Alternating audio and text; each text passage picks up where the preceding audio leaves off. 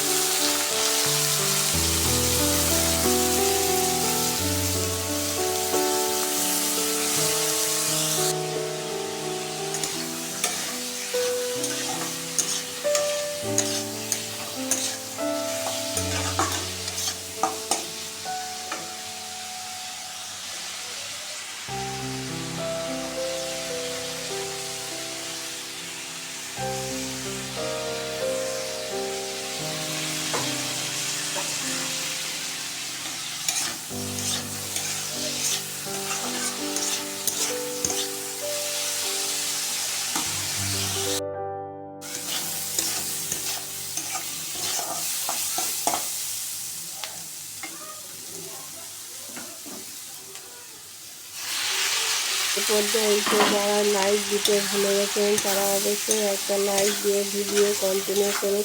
যে সকল দাদা দিদি আপনারা ভুলে গেছেন তারা অবশ্যই একটা লাইক দেবেন, আর একটা লাইক আমার শেয়ারের কাজ করবে আর আমাকে অনুপ্রেরণা জাগাবে একটা নতুন ভিডিও করার।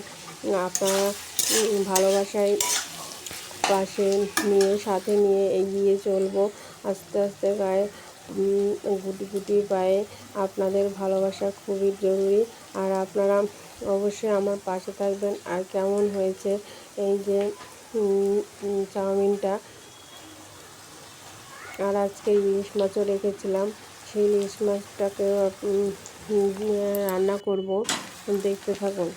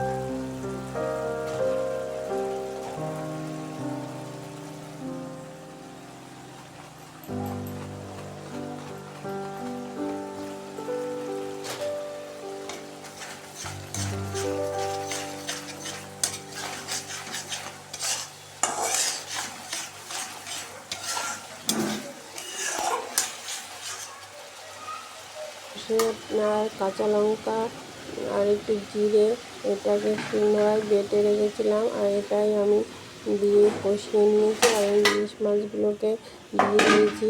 ইলিশ মাছ এবার একটু কষিয়ে সামান্য একটু জল দিয়ে দেবো, আর একটু শুকনো লঙ্কা দিয়েছিলাম।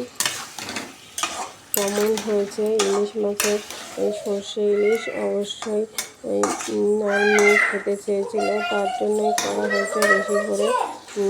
ও ইলিশ মাছ এবারে বেশি বলছিল, তাই ইলিশ মাছ রেখে ওর জন্য খাওয়ানো হচ্ছে, আর আমাদেরও খাওয়া হচ্ছে। কেমন হয়েছে ভিডিওটা আজকে অবশ্যই আমাকে জানাবেন কমেন্ট করে। দুটো রেসিপি আজকে শেয়ার করলাম, একটা টিফিনের রেসিপি আর একটা ইলিশ দিয়ে। আপনাদের কেমন লাগছে? এবারে কষানো হয়ে গেছে, এবার একটু আমি জল দিয়ে দেবো। এই যে জলটাকে দিয়ে দিয়েছি, এবার সেদ্ধ হবে। মাছটা সেদ্ধ হলে ভালো করে এবার ফুটে উঠবে। ফুটে উঠে ঝোলটা টেনে গেলে, আর ভিডিও যদি কোনো অংশে ভুল ত্রুটি হয়ে থাকে তাহলে ক্ষমা দৃষ্টিতে দেখবেন সবাই। দেখুন এই যে আমার ইলিশ মাছের সর্ষে ইলিশ ফুটে উঠে গেছে অনেকটাই, আর একটু ঝোল টেনে উঠবে, তারপরে নামিয়ে নেব। আর আজকে এই ইলিশ দিয়েই খাওয়া হয়েছিল সবাই মিলে।